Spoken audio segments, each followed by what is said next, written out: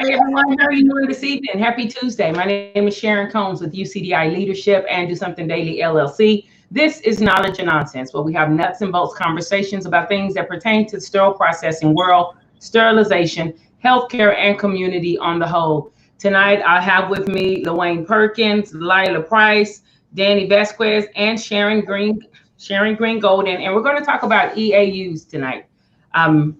What they are, why they're here, how do we document them? And if there is more than one meaning for an EAU, just so we're all on one page. And so if we could, let's just start that out. It's something that we're saying a lot. We've been saying a lot since COVID has come to America. Uh, what what is an emergency? What is a EUA? Well, hey, Tim. What is an EUA? Get it right that time. Get it right that time. Yes.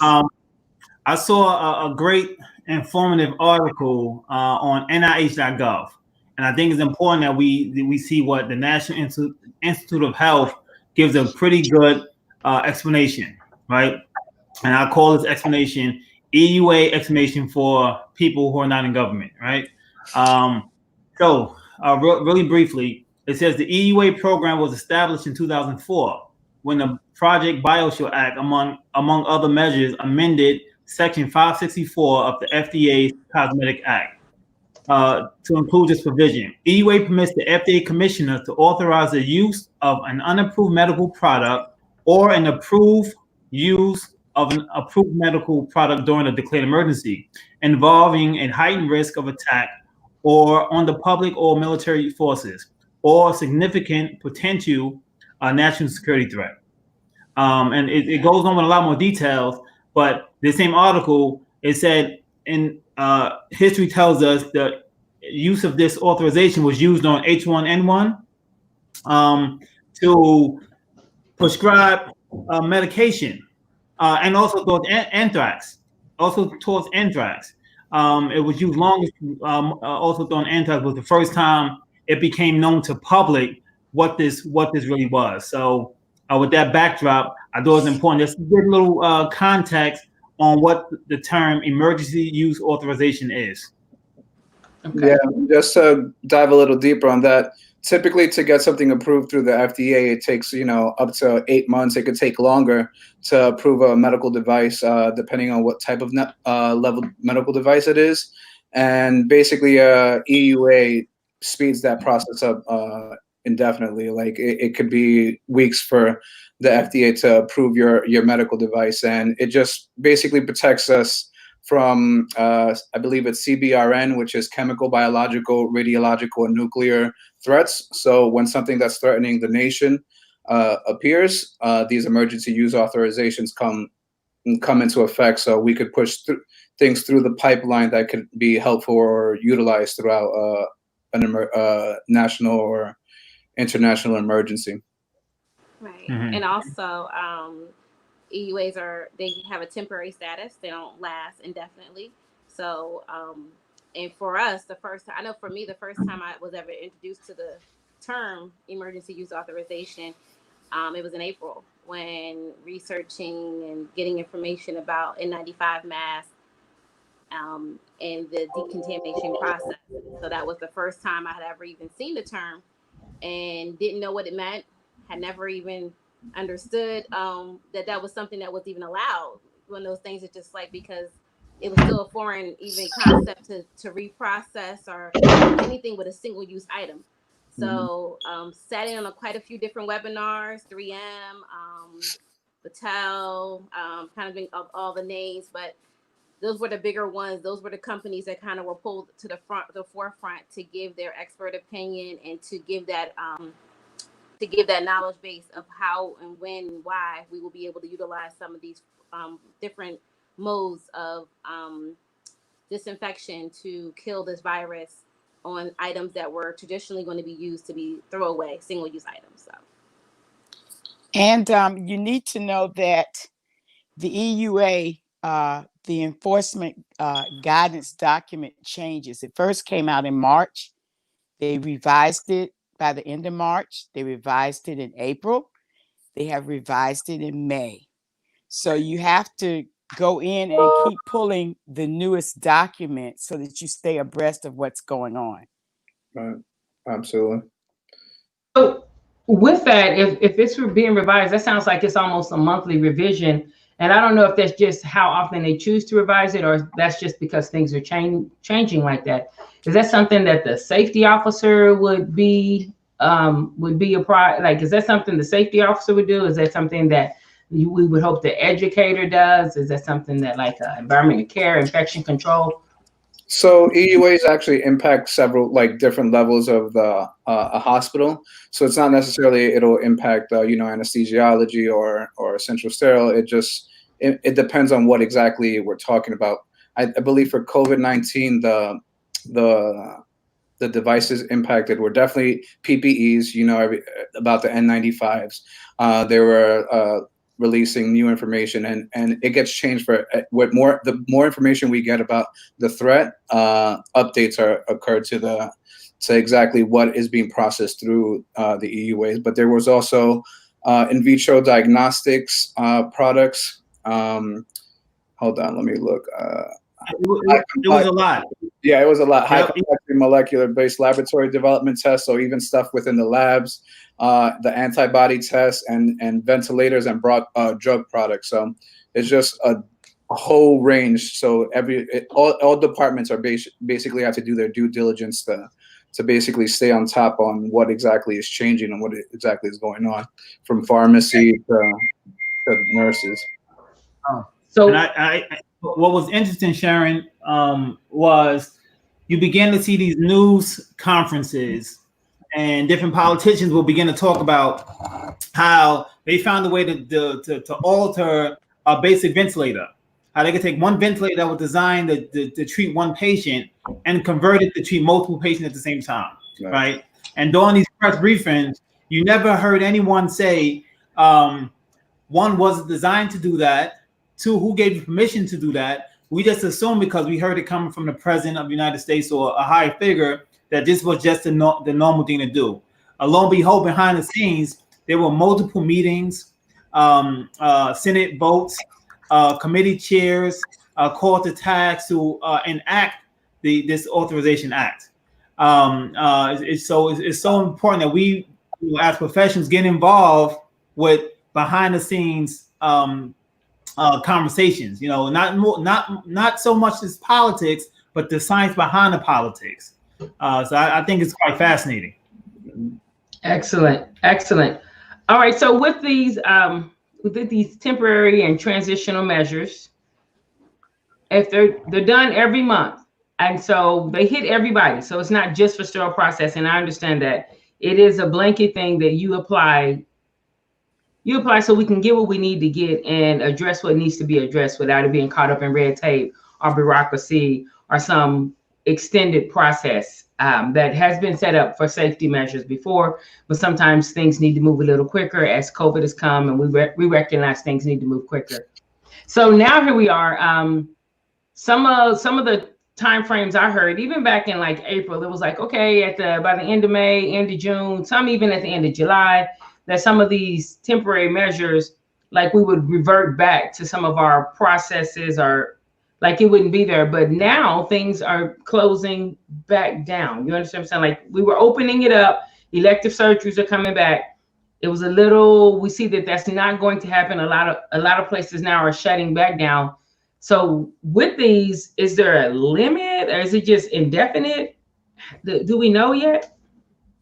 Because it's emergency, does it even come with a parameter like that? Or is it just in place until it's not in place? I think that it will be in place until it's no longer needed. I was reading today before I left work. They have rescinded parts of the EUA dealing with masks. I didn't get to finish reading the whole document, but the one thing they were talking about is that we knew we could only process certain N95 respirator mask, but you are able to wear a N95, so-called N95, as a regular mask is what they're talking about in the document now. You cannot wear it as a respirator, but you can wear the little duckbill N95 as a regular mask. So they are going back and delving into the document, and they are right now presently rescinding part of our emergency use. Actually, yeah, I did read that now it seems like they categorize 3 different types of face coverings. Now they're especially within the healthcare community, now you have a face mask, which can be anything that covers your face, such as a cloth, anything of that sort. Then there's a surgical mask, and then there's a respirator filtration mask. So they're basically saying you can use a surgical mask and a respirator mask as a face mask, but you can't use a face mask in those situations where you would need a respirator mask. So they're becoming a lot more, finite about the definitions of they're using to distinguish what is being able to use, and that's going to put a lot more of the liability back on the hospital agencies that aren't being able to provide, nursing and just the healthcare providers with the proper equipment. So now they've designated, yeah, you could walk around the hospital with a face mask, but if you're doing XYZ procedure or doing XYZ in a group setting, you have to wear either a surgical mask or a respirator mask. Yeah, that goes far, right? So real quick, because it's important, Danny, just to follow up on what you just said. The National Institute for Occupational Safety, or instead of OSHA, NIOSHA, those are the folks that approve the validity of these face masks. So when they issued that EUA back in March, and NOSHA the CDC gave them the green light to say, hey, these imported masks that you have not approved for the circumstance are now approved for under this emergency. So imagine the credibility standing of some of these organizations, just like SPD, who had to divert, not in some cases not create, but divert known protocols in order to address a circumstance. Yeah. So, okay. So for the people who are out there listening in sterile processing world, what are some? We know that there were some we use for the single use. Are there some that are not as known as single use that have come across over these past 90 to 120 days that we have been, getting to know our new norm post-COVID, during COVID and post-COVID, because COVID's not over yet? Are there some other emergency measures that have been given license just outside of the mask, or is that pretty much the only one sterile processing is? Oh yeah, no, they've given several, a lot actually. And the thing is, they issue these whenever someone, a company tries to get approval to get their equipment or their drug or their whatever into the market or out there to help basically during the emergency. So again, the list is the in vitro diagnostic products, the high complexity molecular-based laboratory development tests, the SARS-CoV-2 antibody test, the the PPEs and related medical devices, and different ventilators and drug products. And that all you can find on the FDA.gov page. And not only do they list basically the fact sheets for healthcare providers, but they also give fact sheets for patients. This stuff, that you're going to go into the hospital for XYZ procedure, that they're going to use a specific type of a medical device on you. So you can look exactly on the page and see why it was approved, the exact the parameters of why that it went through to get that approval, and what it means that the device that's being used on you has a EUA. I have a question. This is not actually this. If you have a weigh in, please weigh in. If not, we can just go on to the next. So does Amy or AORN, do they have anything to do with these emergency authorizations? Do they shift? Do you know of any processes they may shift, or do they just come out and say, we approve or we don't approve? Because, Amy is something that sterile processors tend to look to as well, to be sure that they're being compliant and using best practices and the Amy standards. Right. Well, I think we have to understand, first of all, that anti-Amy is a recommended practice. AORN is a recommendation document. They're not laws.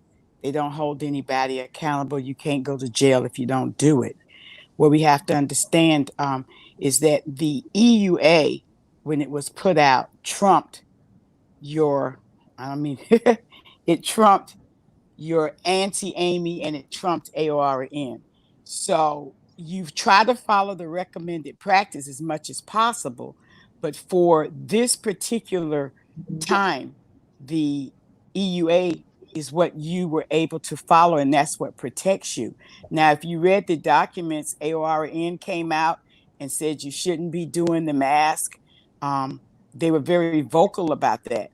But on the other hand, we were technically in a war of saving people's lives, and we had no choice. There were no N95s to be had, and even still now today, one of the hardest things to get back in stock, and I don't know what the rest of you all know, is an N95 mask.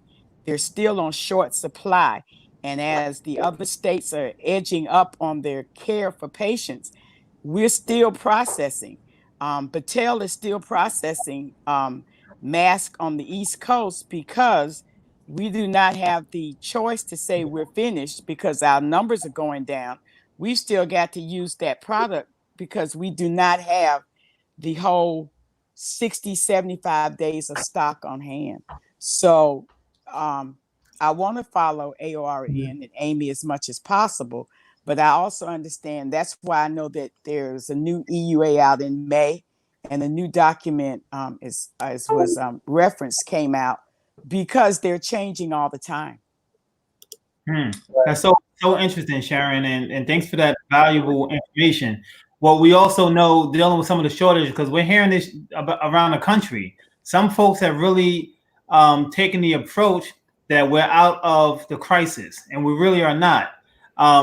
You get a chance to Google the Defense Production Act. This was the act the president signed to pretty much force or leverage manufacturers to change their product line to produce more needed medical devices.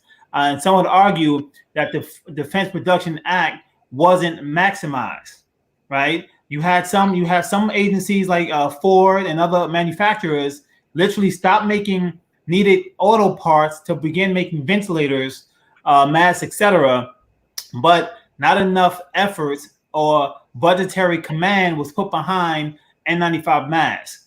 At this point in 2020, one would imagine that we would have enough N95 masks to meet Bell's curve, right? We hit the peak, we leveled off, and now we're going back up. So when you get a chance, Google the Defense Production Act, see what that entails and how it relates to the Emergency Authorization Act. Right. And just all right, excellent. Oh, go ahead. No, go please. Just to go back to your question, the FDA is basically the tippity top. So once they approve something as a medical device, class 1, class 2, class 3, that's it. That's what it is. And then the governing bodies under it, such as AMI or whichever ones we're talking about, make recommendations according to what the FDA approved as a medical device. But the other AMI and AORN can't basically say, oh, this is now a medical device. No, it first has to get approved through the FDA, and they're the only ones that could get it. From my understanding, they're the only ones that could issue EUA to process a medical device through its approval channel. So basically shortening those 8 months to weeks or maybe even days. Go ahead, Sharon. It actually takes longer to get a 510K clearance on anything. It takes years. Oh, really? Years and money. Nothing's done in 8 months. So Battelle had been trying their process since 2016. 2016. It took COVID-19 for the FDA to say, okay, we're going to let you all do this. Right. But they have been on the scene since 2016. Do you know what's the longest something's been through the approval process through the FDA? Would it be that? No, I think some things may be longer and things have changed. Right. For instance, we have Intuitive that got a 510K clearance for their hand pieces to be cleaned a certain way. FDA came back and was unhappy because of all of the complaints about the cleaning process, they made Intuitive go back and resubmit the 510K clearance showing that we could clean it. And that's when they came back and said all of a sudden we needed to soak it for 30 minutes. Wow. So the FDA is the gatekeeper. Mm-hmm. I don't think that they always do everything in the best interest, but nothing in the FDA goes fast until we had this emergency. Yeah. And you know, some of the challenges, you look at the hierarchy, right? FDA is multiple organizations between the FDA and AMI, you know, FDA, CDC, the Department of Defense, Department of Health, down to on the federal level, and then their counterparts on the state level. And after the counterparts on the state level, you get all the way down the food chain to some of the regulatory agencies. Below them are the frontline employees. So all of this information was being channeled from the top. You and I saw confusion within our networks. You know, where different hospitals, because they work in different states, were receiving different information. We even witnessed that the CDC on a number of occasions made some strong pivots when instructions previously delivered. You know, and once again, those pivots were made. They get channeled down from the federal level to the state level, down to the local boards, in which we now call hospitals. And we have to now interpret those rules, those conversations, and those policies to make it, you know, doable for our department. So it was a lot of confusion on because of that food chain. So Sharon and Danny, thanks for clearing up for the audience the difference between that which is law and that which is volunteer or just regulatory. Right. Yeah. And I think that within our field, a lot of times people do not understand that we are not regulated. We are not regulated, people. If we were regulated, things would be being done a whole lot better. Right. So everybody gets to do their own thing according to their policy. Mm-hmm. It's what your policy is. And AMI and AORN are recommendation documents. Sharon, so critical. One last point, Sharon, then you can jump in here. Do you think? Based on the recommendation, correct, and your interpretation of the recommendation. You know, we see times where the most brilliant brains in the world, we get to the AMI conferences and we have this huge table. I don't know, some of those conferences, Sharon, 60 people plus at the table, plus another 100 behind, and we're debating over interpretations of a regulation. Yeah. Right, interpretation. So, and with those interpretations, you know, the chemist is gonna have her viewpoint. You know, the architect is gonna have his or her viewpoint. The technician, the manager, they're all gonna have different viewpoints to interpret this regulation. So it's so interesting that in many cases we're debating over interpretations of items that are not actually law. Right, and you got to remember also what this all protects is basically from liability.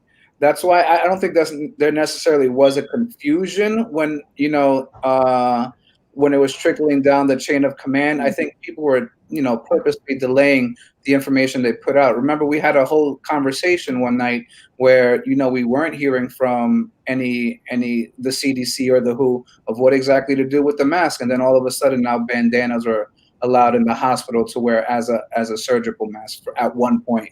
And I feel like that trickled down, people delay. It's not necessarily a confusion. It's like they don't want to put something in writing, something out there and recommend it for all of healthcare providers. And then all of a sudden they are liable. They'll rather just and this is my opinion, they'll rather just wait until more information is out and delay putting that information out there until there's more data out. But yeah, I saw a delay even with the school openings in New York City. All of a sudden now we hear, you know, in 7 days now, public schools have to get ready to open up. Within 7 days through a pandemic. So it's how Danny, trickled down. I want to definitely send you an article, and the name of this article is stated. It says cleaning coronavirus. It says mixed signals from the CDA and OSHA, right? So two government bodies that both fall under the banner of HHS, both have secretaries of health who are present on those healthcare boards. We're actually sending mixed signals and mixed directions from these regulatory bodies. So when those hit, OSHA said one thing, wasn't exactly what the CDC said.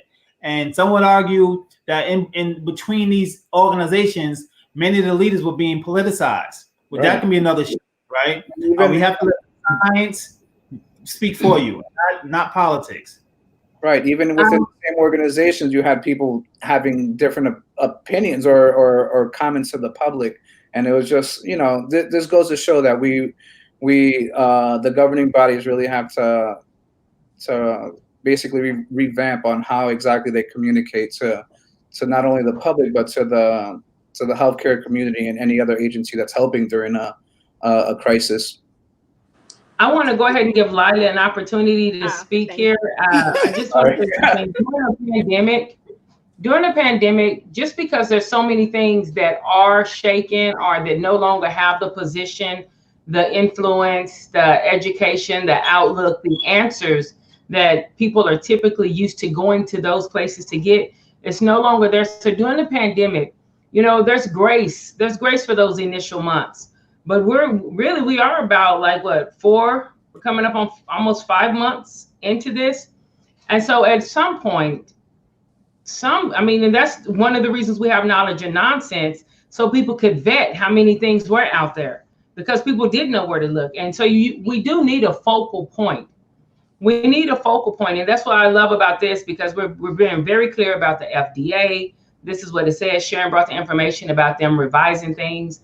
That there have been revisions on these monthly basis, not because it's a monthly basis setup, but because that's when the changes came. But Lila, you were about to say something, and just so much information. I want to be sure that you have an opportunity.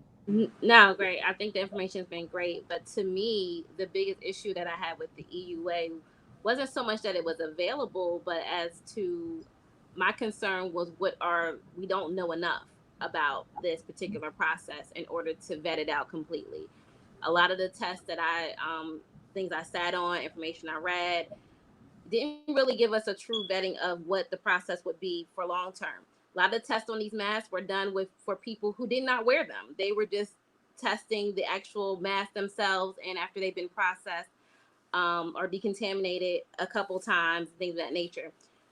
They didn't go through the motions of people wearing them and touching the bridge and flapping and pulling the straps, and after extensive wear for 8 to 12 hours or however long your shift was.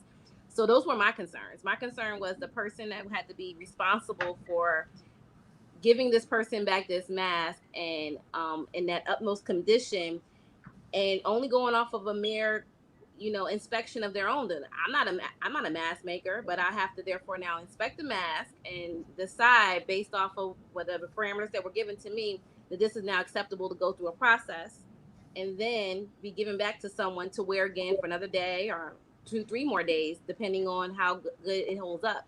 So I think those were my issues with the EUA, was just that it kind of put more ownership on the person and the people, those of us, those frontline people who were taking the responsibility of doing this process. And I don't think we have the tools to make ourselves successful. And that's my opinion. I agree to a point with you, but I also say that one of the reasons why in the recommended practice from ANSI Amy, they say you should have a subject matter expert in your department is because a lot of people didn't even know there was an EUA. They never heard of it. They didn't know to go pull it off the web. They didn't read it. They just didn't know.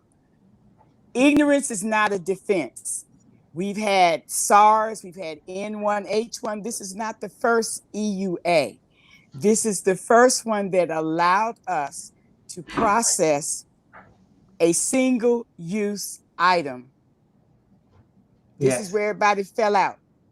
Because they took something that they told us we couldn't do without a certain amount of insurance to make yourself the manufacturer, so that when it doesn't work, and at the end of the day, people, it's all about lawsuits that will be coming when this is over. And everybody has to protect themselves for the lawsuit. And you're absolutely right. How did I know that the mask that I gave to my team members to wear did not cause any problems? I don't. But if you followed, and we keep saying it, the IFU and the instructions for use, if you had a policy, an emergency policy, not your regular policy, an emergency policy for the process, then you were covering and protecting yourself to follow that EUA. And when you're in the battle, when you're in the war, you have to go and do what's best at that time. You come back and we learn from this. And once we learn from this, because there will be another pandemic, we'll be better prepared for the next one. But this was war. And we thought, as Sharon said, that we were getting better. And now we seem to be doing worse than we were back in March. Yes, yes. So can I ask your opinion? Yes, and that's not a blame culture. That's just to say we're dealing with something that is unprecedented. Not in the fact that it's a pandemic or that it's been an EUA before, emergency use, but to have such an effect and such a time frame, such far-reaching effect. This is a global thing. America's not the only one dealing with it. We are having to deal with some things that are specific to America, but we haven't seen it have this type of effect in this time frame. And so, because it is the beauty and the curse of being American. It is the beauty that we don't have a lot of things that other countries have had to go through. And so for so many, there's not even a framework, a mental framework to deal with what we're doing now, except for the fact that it's right here. Like if we were to have this conversation before COVID hit, you wouldn't have been able to tell people this is where we would be. And because of that, the urgency, the seriousness, like we were looking for it to be over. We weren't looking for it to be like to have a thorough response. We were still looking just to get through. And so we actually are going to have like a thought out process of how we're going to do what we're going to do for the next, 12 to 24 months. And I said a lot there, but go ahead, Dwayne, you had something you want to weigh in on. Because a lot of it, we have to always move in integrity and honesty, right? The messaging come from our leaders is we have to put the blame on that as well, right? We were told at one point this would be over by Easter Sunday. Like I'm not the only one that heard that. I remember that Easter Sunday, and on the same breath, we would hear leaders say statements like that, but then the smartest or lead scientists in the country say something totally different, and then we hear the guy running the CDC say something not quite what the guy from NIH said, just a little. So the whole country is still unraveling all of this confusion, right? And this is before you go to work. Now, this is all before you go to work. Now we get to work. We got talented managers and directors telling us how to respond to factors that we truly don't know anything about. It's like the more we learn about COVID and how to protect ourselves, the moment we watch certain misinformation, we're now back at square one. So, but you have to notice like the environment that the government's created. Like a lot of them were scared to speak up, saying that it's going to last a lot longer than Easter Sunday. Even I was doing my own research. I'm like, there's no way mathematically or even logistically that this is going to just end out on Easter Sunday. And then you see all the information that you saw government officials say verbatim, I don't want to lose my job. So, this is all I'm saying about this. It's just like they're prioritizing themselves rather than the communities they serve.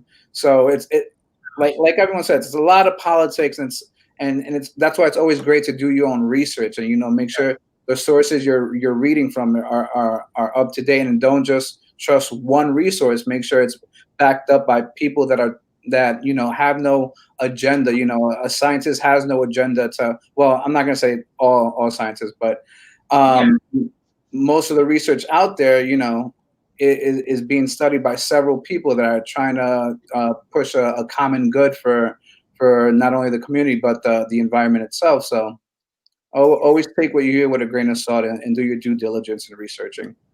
And I totally believe. Oh, go ahead, Lila.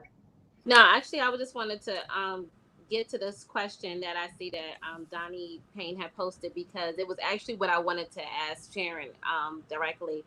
Is with all of these emergency policies, with every single change that comes with the EUA, is there now supposed to be a documented policy that goes with it? So if they've changed it 5 times, then I need to have 5 revisions to that policy regarding N95s or whatever. Hold on. Educators out there, listen. Sterile processing managers, listen. Consultants, solopreneurs who are out there, and you know that you're going to be going to ASCs and hospitals giving your expertise. Listen to this answer. Listen to these questions, because you want to position yourself, your team, and your clients for success and patient safety. So let me say, it's according to how your policy is written. So I did not write my emergency policy for my healthcare system. I was on a COVID-19 committee that had infection control, administrators, SPD, ORs, medical staff.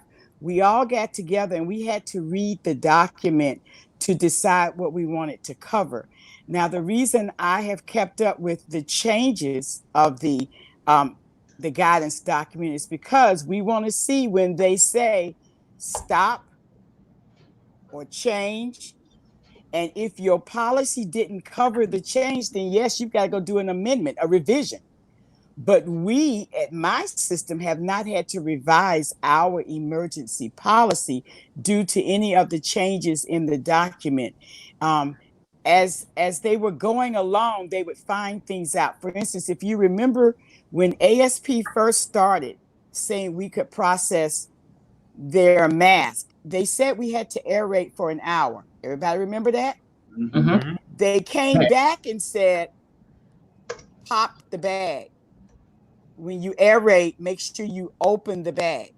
Now, understand, we all have been running, those of us who use Sterad, we've been running Sterad for years and we don't open anything. Am I right? You run it, you put it on your shelf when it's time.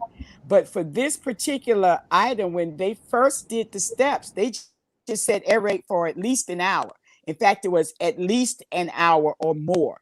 They came back in the next document and said, you need to open to allow off-gassing.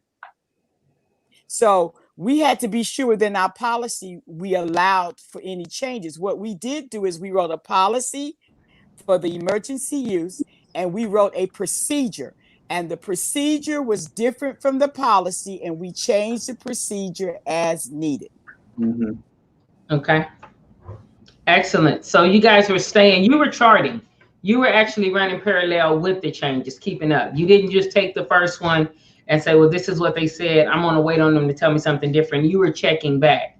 You were checking back to stay up to date with the changes, to stay cutting edge with the things that were going on. And so, again, educators who are out there, this responsibility lies with you to do this. It really lies with really everybody. You know, sometimes we give technicians a pass, or leads or supervisors, and we say, well, somebody should have told them. But I believe everybody still has access to the same documents, and there's some websites that we're even putting here in the comments right now to help you have resources at hand, because you do want to stay, you just want to do the best that you can with current information. And so I want to thank you guys for giving us some of that information. Now, I don't know if you answered this. So just because the elective surgeries are being shut down again in certain areas, not in all, there are some people still churning out 30, 40, 50 cases or more a day. There are other places who are like 3, 11, 17, because elective surgeries have been pulled back. I'm in Texas, Texas, USA. And elective surgeries here again have been shut down. We have shut down again. They're asking us again back to the shelter in place, closing places down because things are spiking. But with that, it doesn't mean the Joint Commission or CMS, that those places are no longer, you know, they're coming back out. They are coming. There will be surveys. There are compliance things that, you know, people will be coming to see how compliant you are. And again, money's tight, things are different. So you want to do everything you can to be sure that your place of employment or your client is set up for success. And so with that, is there anything, does anyone know anything that people maybe should have, or like if there's a checklist, if there's 3 things off the top of your head that you know that facilities need to be aware of as it relates to emergency use authorization? Well, I can tell you the place I would start. Your facility or hospital should have in place some joint task force, some survey crisis readiness task force. I'm still amazed that even some large institutions, we leave this decision down to one department or one person. It should be a multifunctional approach. You need different concepts, different personalities, different thought processes at the table to make the best sound decision for your community. So multi-functional task force, multi-talented task force, and this would include naturally SPD and administration, along with infection control and different nursing personnel, all points of approach. So find out what multifunctional task force are within your facility and how you can get involved. In many cases, they will welcome your support and your knowledge. I just want to say, first of all, you need to know what the EUA is. Do you know how many SPDs didn't even know what we were talking about? EUA, what's that? Where is it? How do you find it? You know, I started when it first, I was already on the WHO website when the pandemic started getting bad. And I took a course. They had a course that you could take about the pandemic. They weren't giving a certificate then. Now they are giving certificates. But these are things that we in the profession who say we're professionals and subject matter experts should be aware of and should be doing. It's just not one group. I went to the CDC to see what they were saying. And as was said, there were conflicts. But the biggest conflict is when you don't know what's going on, therefore you can't weigh in. There were many SPD department managers or directors, I'm not at that level, they couldn't even weigh in because they didn't even know what we were talking about. I can only speak from my system. I had a physician who was very scared because of New York that we were going to run out of the N95 respirator mask. And he sat up one night and had himself a thought. He was an ER physician. His thought was, we're going to save all these N95s. We're going to put them in a bucket. We're going to put the bucket in the basement. And then one day when we need them, we're going to bring them out the basement and we're going to take some ultraviolet light and zap them. And I was like, it wasn't even my wheelhouse at the time. I wrote him and said, wait a minute, sir, you out of your, this isn't your ball game. You don't know nothing about doing no mask. And we definitely don't want to wear one that you had in a bucket in the basement waiting for the day. And so what we did do was partner, because I needed his push to get them to listen to what I had to say as the subject matter expert about the EUA that had come out and said, this is what we can do. And so with the two of us pushing, a physician, the SPD manager, who's a subject matter expert, they took to light what we had to say. But I did feel a little sad when I would talk to other SPD people and they say, what are you talking about?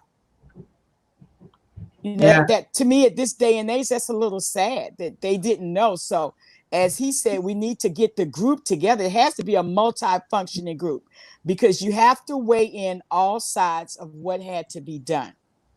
And so, but SPD should always be at the table. Always. I just want to say something there too. I'm jumping in, Sharon. I want to say something for people who are listening right now. This is what's so important, that this gentleman was doing this, right?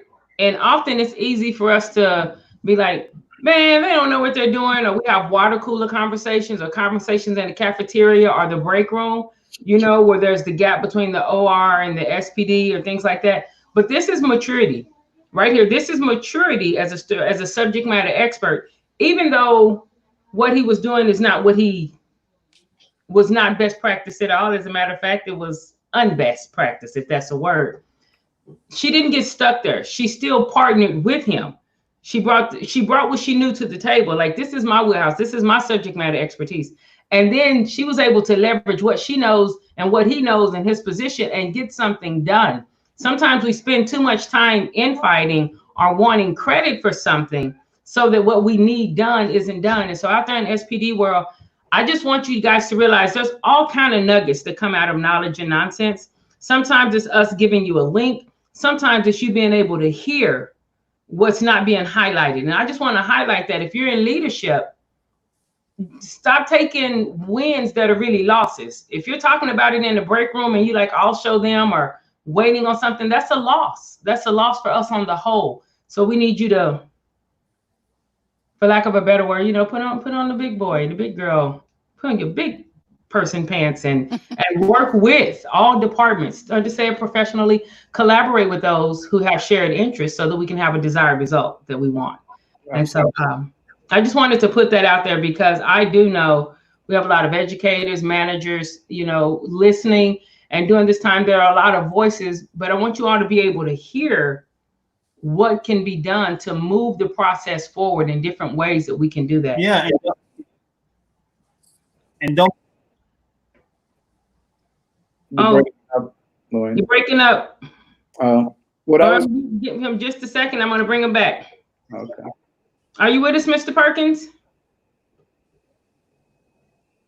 All right. So something I wanted to say was that we should. Yeah, agreed. And don't be afraid to say you don't know, and be brave enough to ask. Oh, I can hear you. Can you hear me? No, you're breaking up a bit. You're breaking up. I'm going to bring you out and allow you to come back in, and I'm going to let Danny say something. We'll be right back to you, Mr. Perkins. I think you might have to go out and come back in. Danny, what were you saying? I was just going to say that we should be mindful that these are emergency policies. These are emergency authorizations. We shouldn't be using these as a day-to-day thing just to fall back on. And I see a lot of facilities do that. Oh, there's an EUA out there, so it's okay. Let's just do that tomorrow.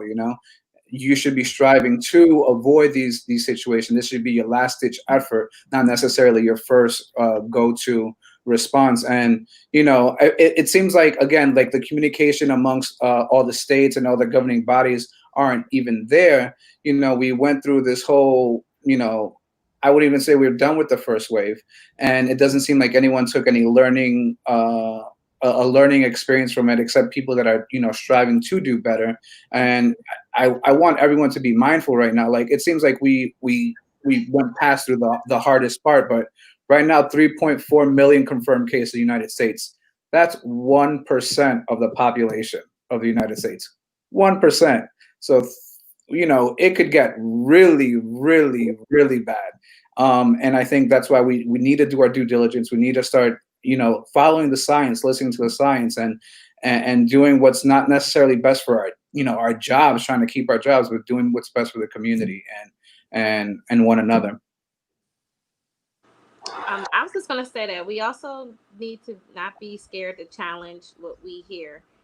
Just because it has EUA and it's followed by the FDA, you are still in a position to challenge and to ask questions and to get clarity on any process changes that come your way. I've been in that position where I've asked, show me the policy, give me the instructions, and then I can direct the team. I'm not going to just step out there on, let's get this done because we're in a pandemic and we're under stress. We still want to make sure we do things the right way, the safe way, and the best way for everyone who's involved in the process.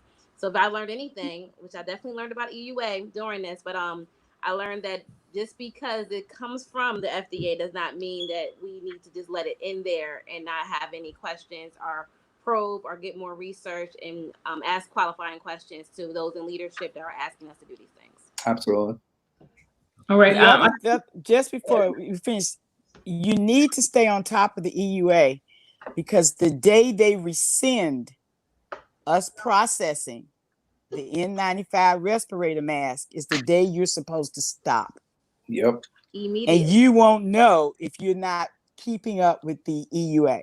Wow. So, you know, that's why I know some people don't know that it's changed over the months. You've got to read it. And like I've got to go back tomorrow and read the other part of the document, because they did rescind some things in the document I pulled off the computer today. So we're responsible for being able to go back to those committees and say, this has been rescinded. We can't do it anymore. We have to stop. Right. Thank you. Yeah, thank you. Okay, so be proactive there. You heard it here, folks. For this panel, I just want to thank you again for sharing your time, your expertise, your knowledge with our sterile processing community, CS Nation.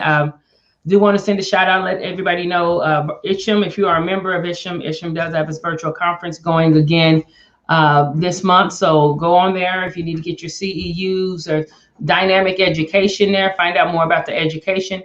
Everyone within this panel, they actually, you know, if you're needing to reach out to them or you want to have a further conversation with anyone here, you need some help at your facility, you know, there's some things that you need to get in alignment.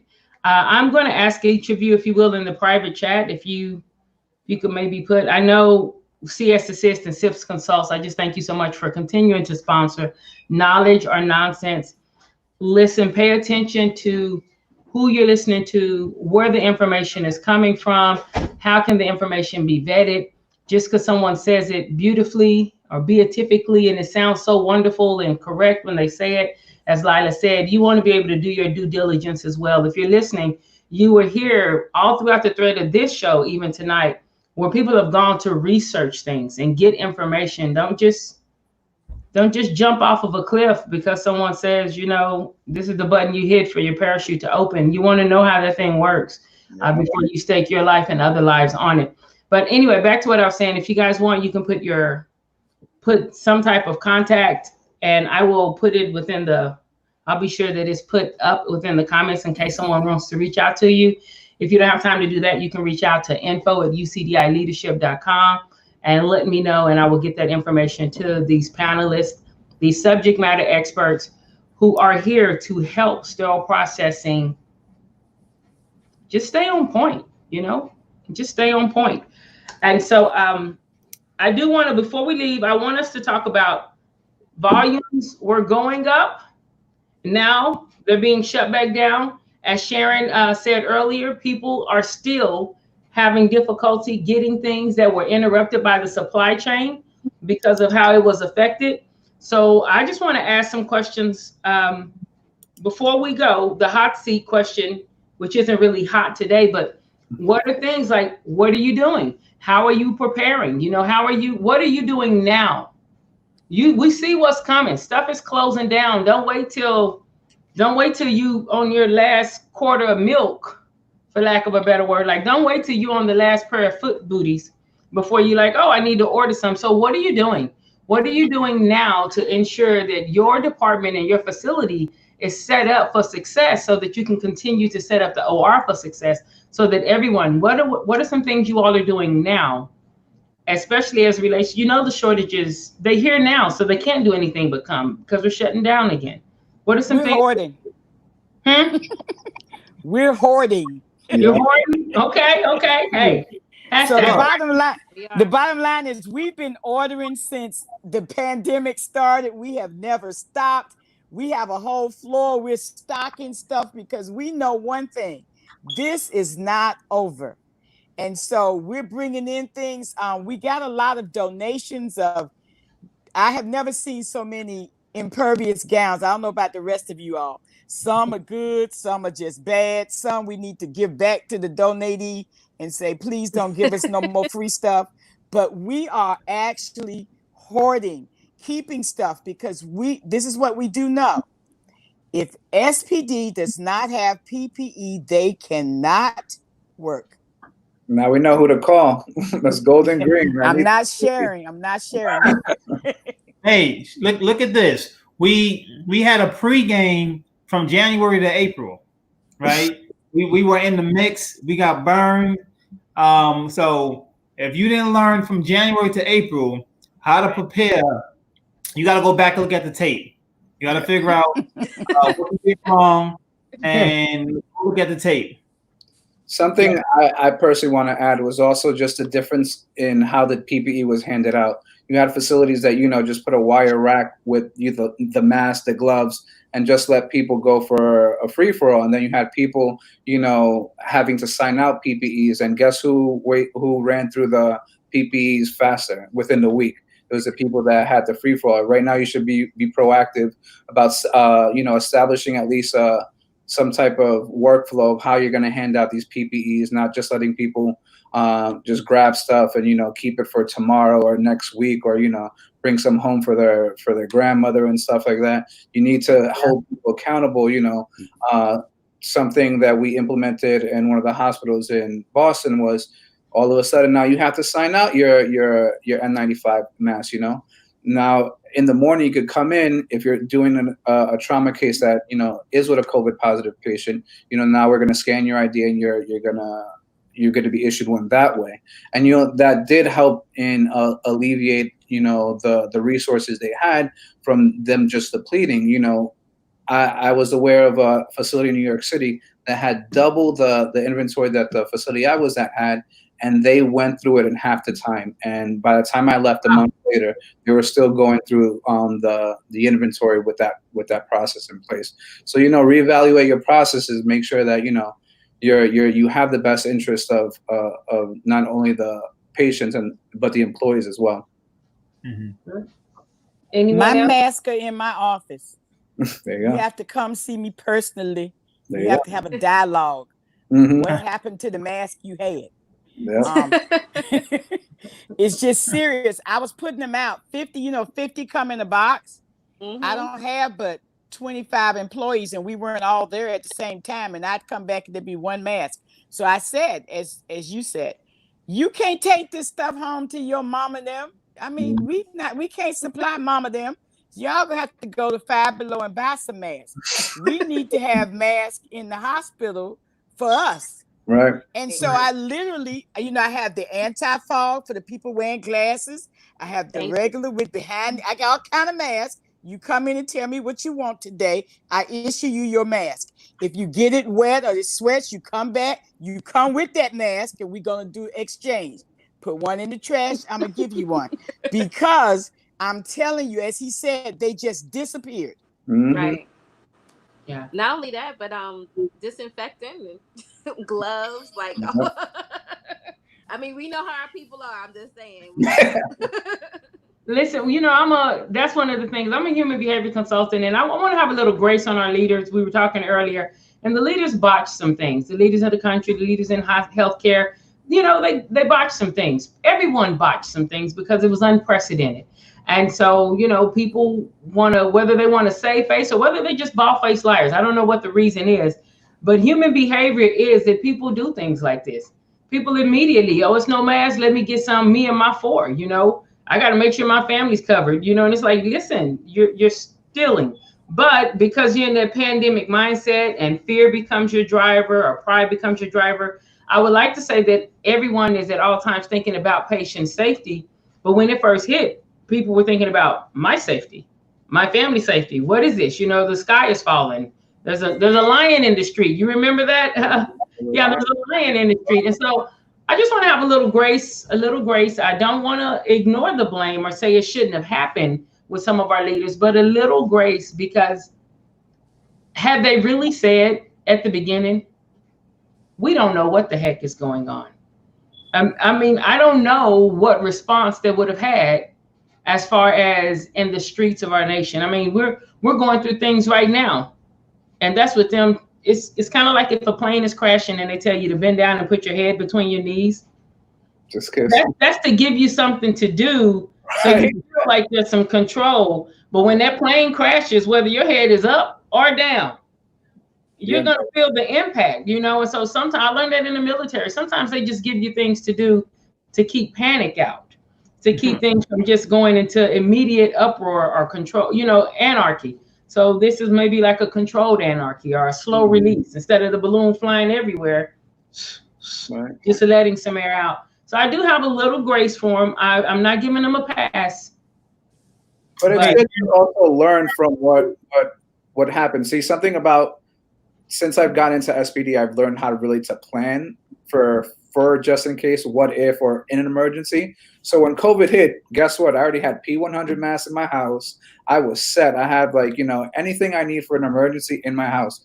And something that I used to do in what we call Friday Focus is you should have an emergency plan for your house as well.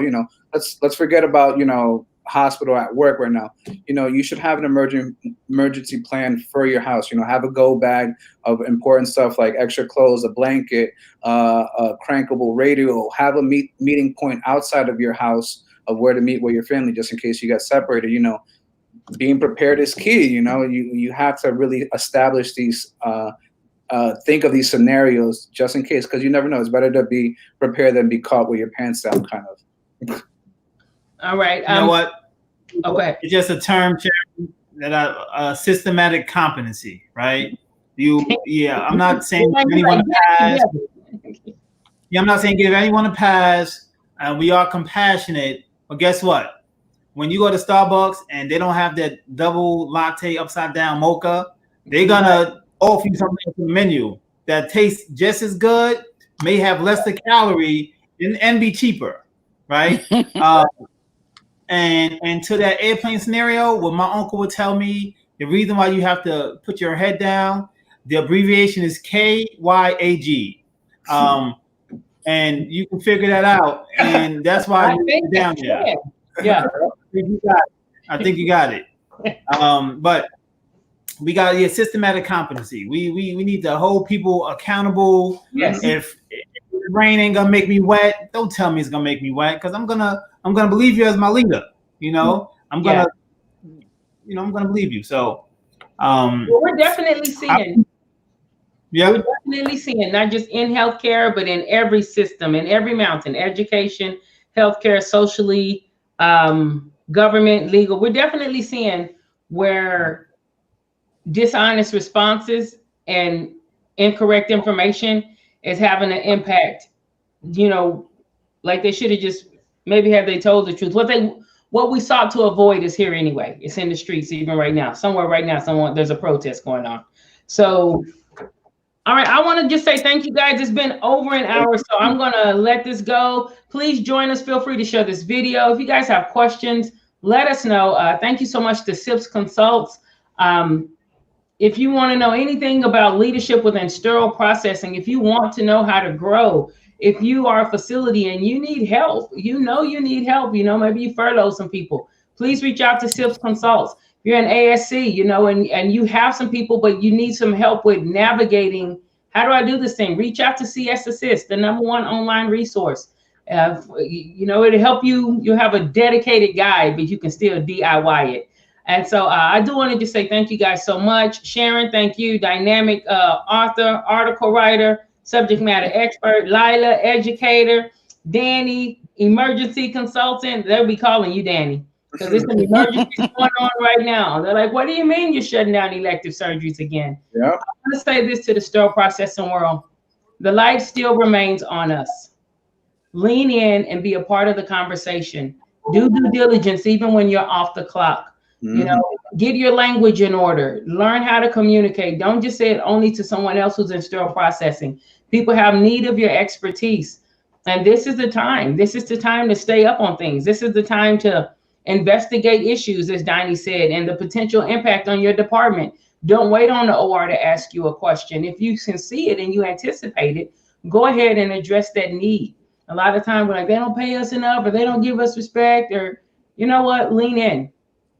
We respect ourselves. Let's give ourselves respect, and let's use the information and education and expertise we have to help and to lift things up. That's all I have. This has been Sharon Combs with Knowledge and Nonsense. Thank you. Lila Price, Danny Vasquez, and Sharon Green Golden. Next week, we will talk about scopes. How do we deal with scopes as it relates to COVID? Is there something different with scopes? Do different scopes have different processes? What are we doing? So we'll talk about that next week, next Tuesday. Feel free to join us. Until then, y'all be safe. God bless, and have a great day. Thank you. Bye. Bye. Good night. Stay safe.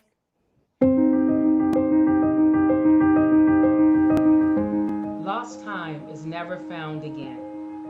CS Assist specializes in providing CS leadership more time to focus all resources on patient care and safety by assisting with your compliance needs.